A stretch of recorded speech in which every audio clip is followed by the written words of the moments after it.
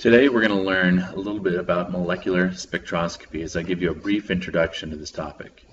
If you do need a little bit more information, you can always refer to Appendix 7.4, which is found at the end of your textbook, of the AP Chemistry book.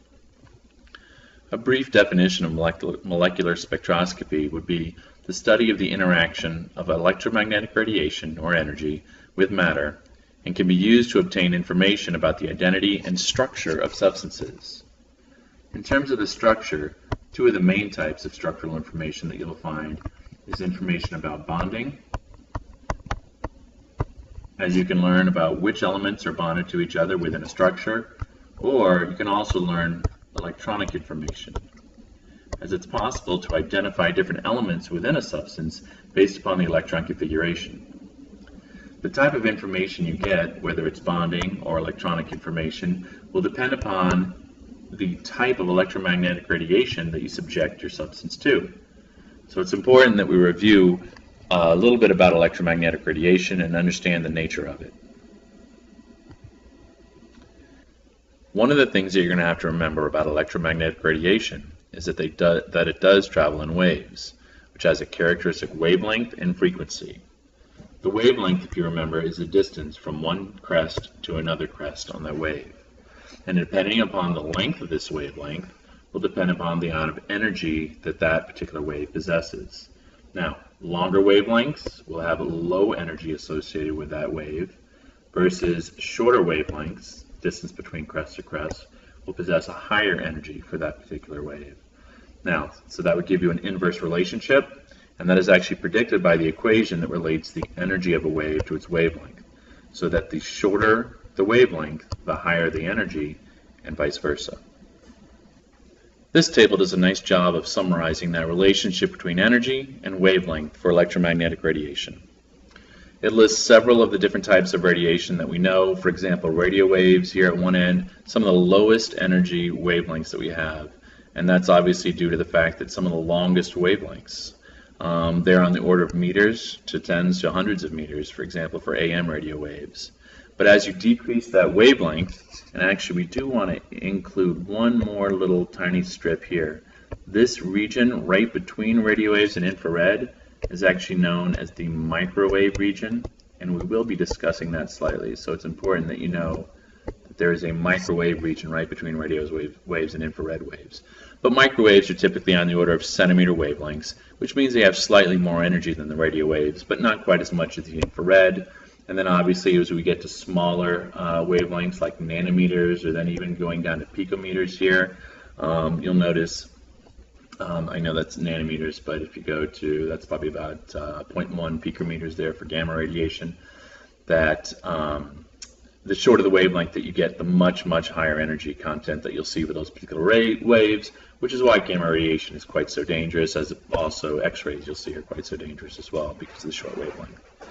Now, depending on the type of electromagnetic radiation that we subject our molecule to will give us different types of information. So for example, if we subject our molecule to the infrared or microwave region of this spectrum, or in other words, lower energy radiation, what we'll find out about our molecule is more bonding information about that particular molecule, versus one of the other things we're going to look at here is the relationship of X-rays, ultraviolet, and visible wavelengths that we subject it to, and that will actually probe the molecule a little bit deeper and give us more electronic information about our substance and the actual electron arrangements within the atoms themselves.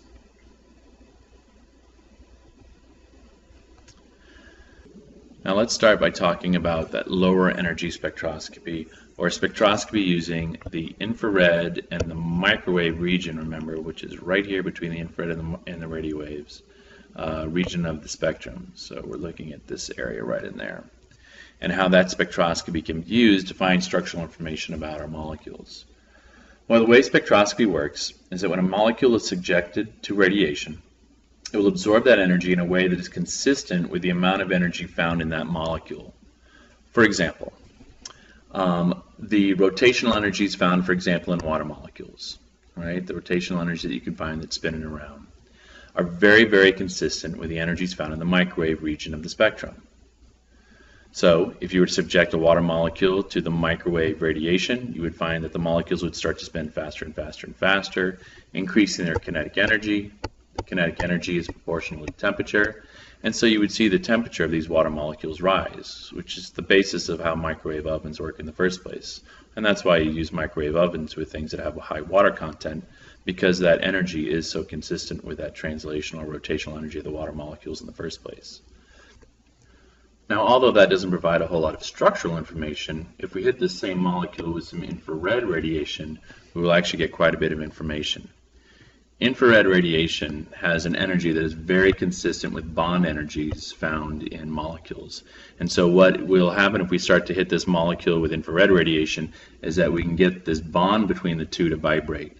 You can kind of think of bonds between the electrons in these bonds kind of working as a spring. And as you start to increase the energy of this bond, you can get it to vibrate faster and faster and faster. Now, the amount of energy needed to do that for a single bond will be less than that for a double bond, which in turn will be less than that for a triple bond. So depending upon how much energy you need in order to vibrate that bond faster and faster and faster, will tell you if you're dealing with a single or a double or a triple bond within a molecule. And also, for example, in a single bond, if it was a carbon-hydrogen single bond versus, let's say, a carbon-oxygen single bond, depending upon the bond distance or the bond strength between those two as well, would require different amounts of infrared or vibrational energies. And so that will tell you whether you're dealing with a carbon-hydrogen bond or a carbon-oxygen bond. Now let's look at one of these in particular.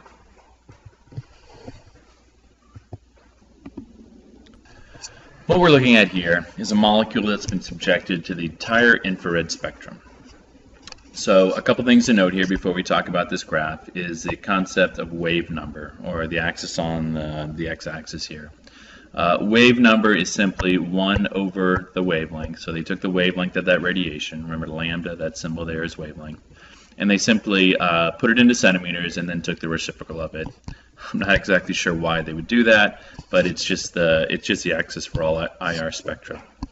The 500 wave number then that you see here, if you want to put it into a wavelength, if that makes you feel more comfortable, would be a wavelength of about 20,000 nanometers. And the IR spectrum over here kind of finishes at around 4,000 wave numbers. And that would be consistent with about 2,500 nanometers. And so that spectrum of 2,500 nanometers to 20,000 nanometers is well within the infrared spectrum range. Now, as it's subjected with these varying amounts of wavelengths and therefore varying amounts of energy, different parts of the molecule will absorb it. Different parts of the molecule, the bonds themselves, will absorb these energies. So if we look over here at this axis here, your y-axis or percent transmittance, you'll notice there are certain regions here, so up here at the top, where a lot of transmittance. It basically means that the molecule is not absorbing any of that radiation in the region, of the high teens here, wave numbers. But then you have this region here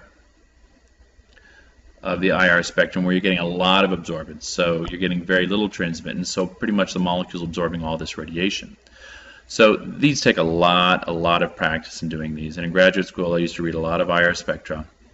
But one of the things that you could kind of tell after having a lot of practice, is that this peak here, all right, which has a peak right a little bit over 1,000, would be consistent with possibly a carbon-oxygen bond. So what I'm thinking right now is that whatever this molecule is probably has a carbon-oxygen bond, is that that particular bond is vibrating very strongly, absorbing a lot of energy with that particular peak.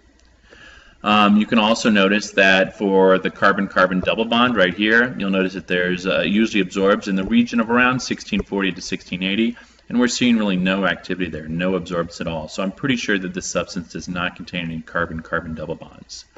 In terms of carbon-hydrogen bonds, you'll notice that that absorbs in a strong frequency range of around 2850 to 3300 wave numbers. Well, if you look over here to this part of the molecule, you'll notice that there's a lot of activity or a lot of absorbance going on here. So I'm pretty sure this thing has some carbon-hydrogen bonds as well. Then if we look at the carbon-oxygen double bond area, 1690 to 1760, you'll notice that we really don't have any absorbance there. But if we then look at the OH bond here, about 3510 to 3540, you'll notice kind of in that region here, it's kind of getting a little bit swamped by the carbon-hydrogen bonding as well. Those two peaks overlap, but there is some obviously oxygen-hydrogen bonding. Now, this might not be easy for everybody to read. You get a lot of practice with this. You'll kind of start to learn the nuances of this when you're in college as you start to read these more and more. But it definitely looks like we have a molecule here that contains carbon-hydrogen bonds, carbon-oxygen bonds, and some oxygen-hydrogen bonds as well. So what is this actual identity of the molecule? The molecule actually is methanol, or CH3OH.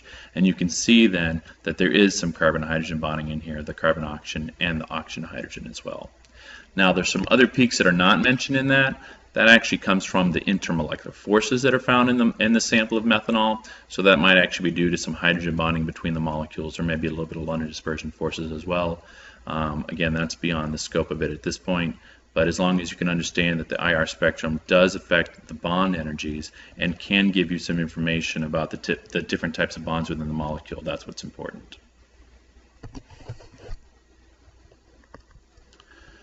So far we've talked about the amount of energy that can be used to help rotate the molecule faster. So for example, microwave regions, which can get molecules to spin faster and faster and faster. And we've also talked about the vibrational energies found in bonds. So the vibration of these kind of spring-like effects of the bond energies.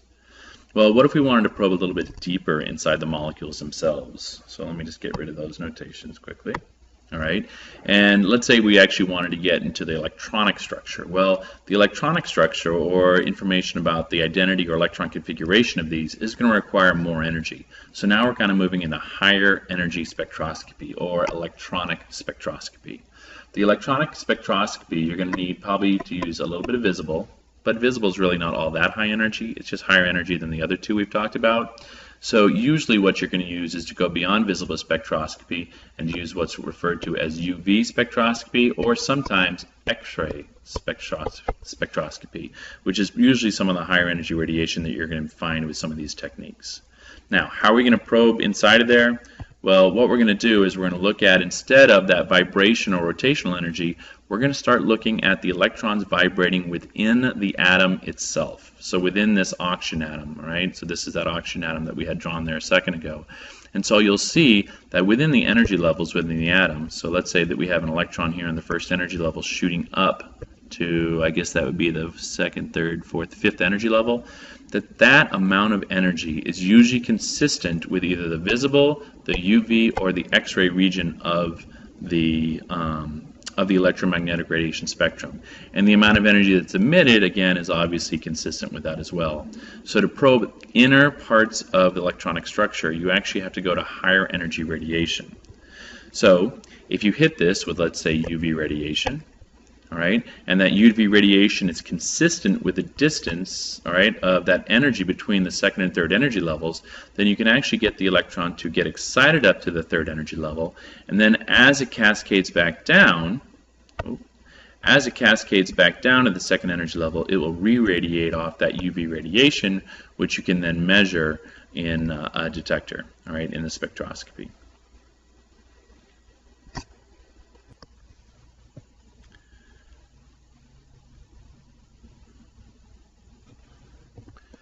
Let's start by looking at the use of visible light in electronic spectroscopy.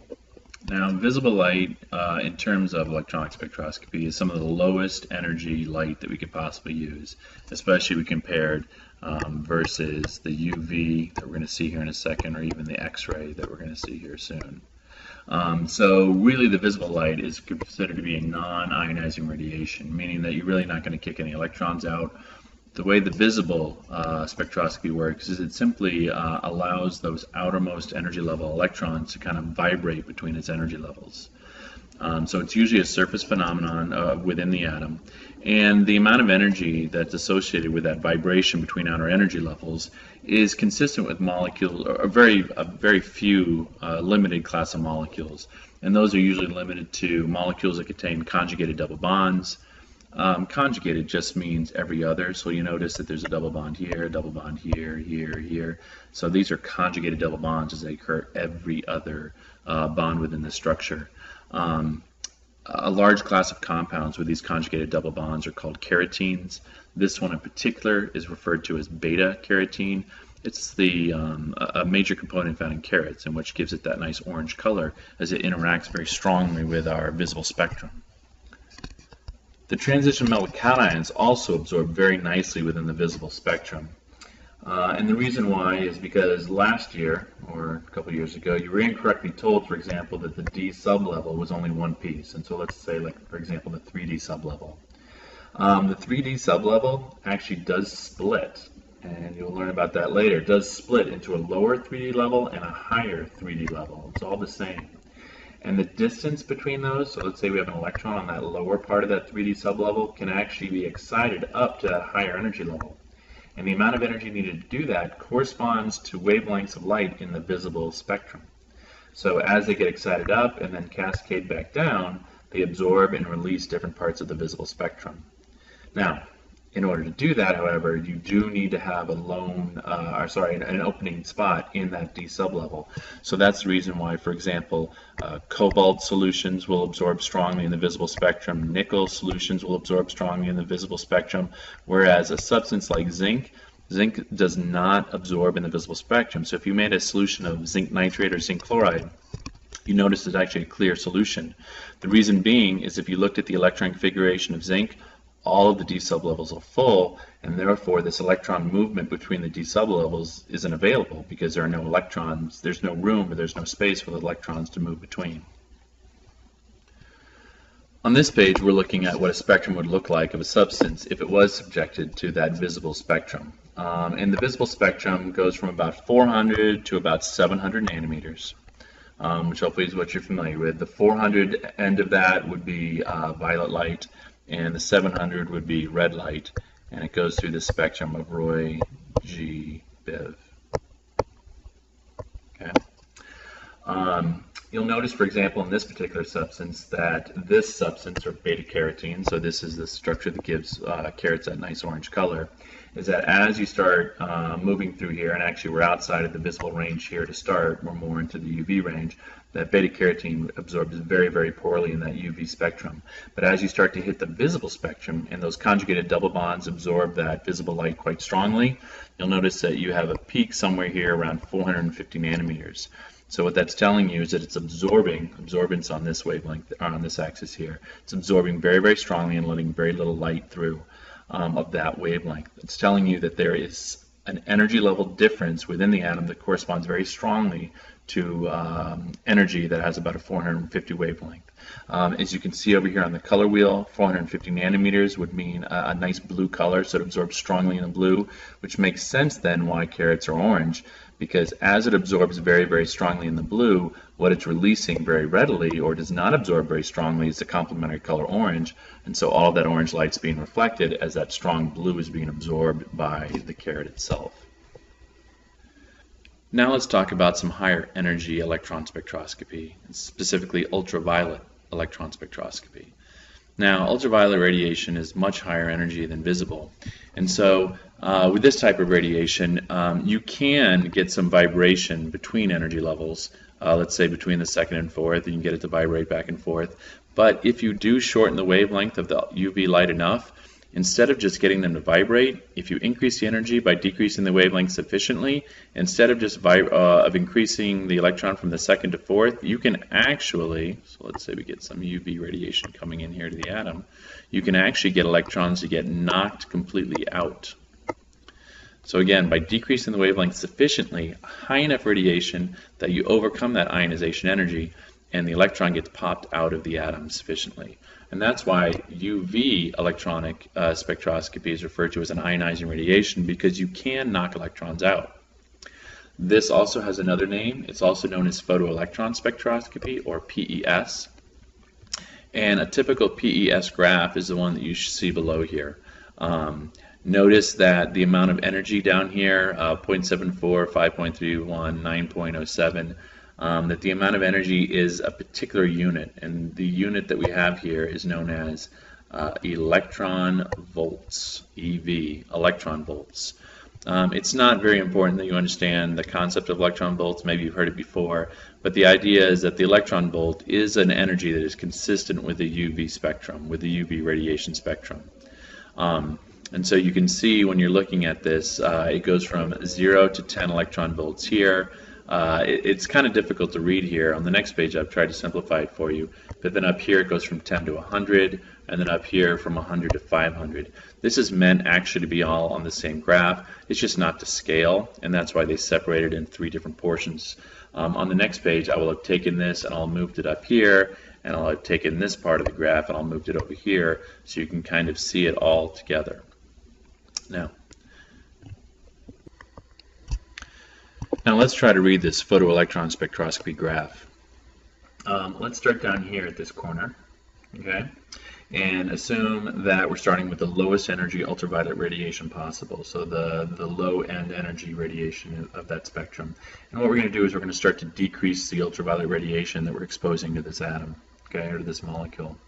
And so as we start to decrease that, start to decrease the wavelength or increase that energy, all of a sudden we see this peak, all right, as electrons are being shot off out of this particular molecule, and they're being absorbed by a detector that we have nearby, all right. So we just need a detector next to the ejector. The peak of the electrons that's getting shot off we can detect, and it has a certain height, and they're being ejected around 0.74 electron volts, which corresponds to a certain wavelength of ultraviolet radiation. We then start to increase the wavelength, decrease the wavelength even more, or increase the energy, and as it goes along, boom, we hit another peak here, right around 5.31 electron volts. One of the interesting things to note here is that with that higher energy radiation, we're increasing that peak size by about 3-fold, all right? And so that's telling me that I'm seeing more electrons being ejected at that particular point. Well, as I increase the energy yet more and more and more, I see another peak right here at about 9 electron volts, and you'll notice that that peak is of similar size as the first peak that we detected here, there, and therefore I know that similar amounts of electrons are being ejected at both those cases. Now, from around 9 we go through 10, 11, 12, all the way up here to 100, and so you'll see that there's really no activity in this region of that PES spectrum. But then when we get just to over 100, about 126, we see another small peak that's of similar size to some of the other ones we've already seen. So what you're seeing here is that as we decrease that wavelength, we're knocking off more and more and more electrons as we go along. Now, this particular structure, from this, we can determine that we're actually dealing with a magnesium atom, which is going to give us some structural information, and I'll show you how I came up with that on the next graph.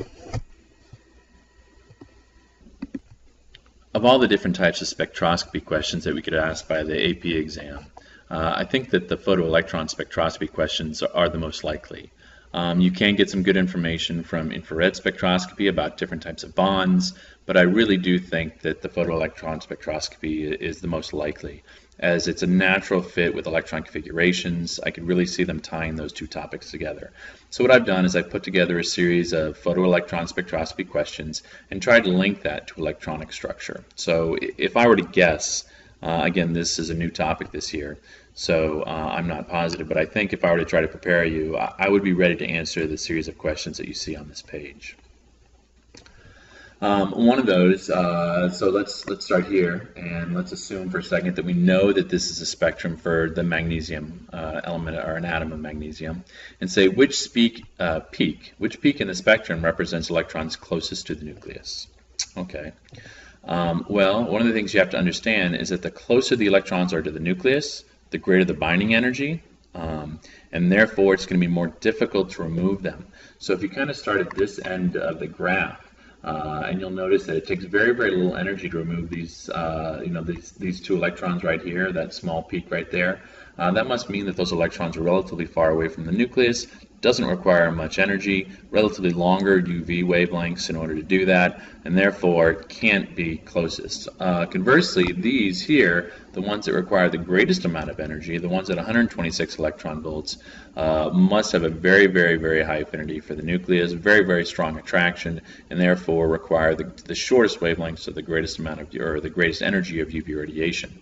So I would say that these right here, to box those off, that peak in particular represents the electrons that are closest to the nucleus. For the second question posted here, what is the relevance of the relative height of the peaks at 5.31 electron volts and 9.07 electron volts?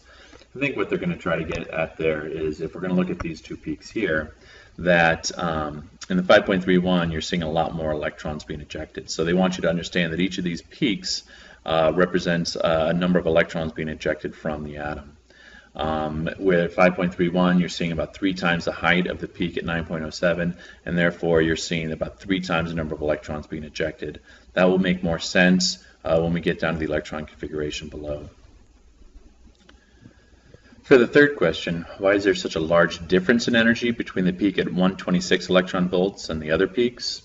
One thing you have to understand, or you have to realize again, is that between the 10 and the 100, this is not to scale. So if this were to scale, this would be much, much, much further to the right. So there is actually a huge difference between this last peak here and this peak here, those closest electrons to the nucleus. I think what they would want you to understand there is, if you remember your energy levels. So let's say we have our nucleus here, and we have our first energy level, our second energy level, and our third energy level. That as you move away from the nucleus, the distance between the energy levels does decrease. Hopefully you can remember that. If not, we will go over that again later. But since the distance between the energy levels does decrease as you move further away from the nucleus, that first energy level, number 1, is going to be so much closer to the nucleus than the second or the third energy levels. And therefore, the binding energies are going to be much, much larger, and you're always going to see that kind of that large difference between the closest electrons in the second and the third. The last 2 questions on this page deal with what if we didn't know that the spectrum was for magnesium? What kind of questions could they ask for that? One of them I think they could ask us is, using the PES spectrum, predict the full electronic configuration of this atom. Now I'm going to write some nomenclature here that you might not be familiar with, or you might not remember from a couple years ago, but you will be able to do this pretty quickly. And so if I wanted to write the full electron configuration, you almost have to start right to left, because remember that these electrons here on the far right that have the greatest binding energy, or the hardest to knock out, require the most energy, are closest.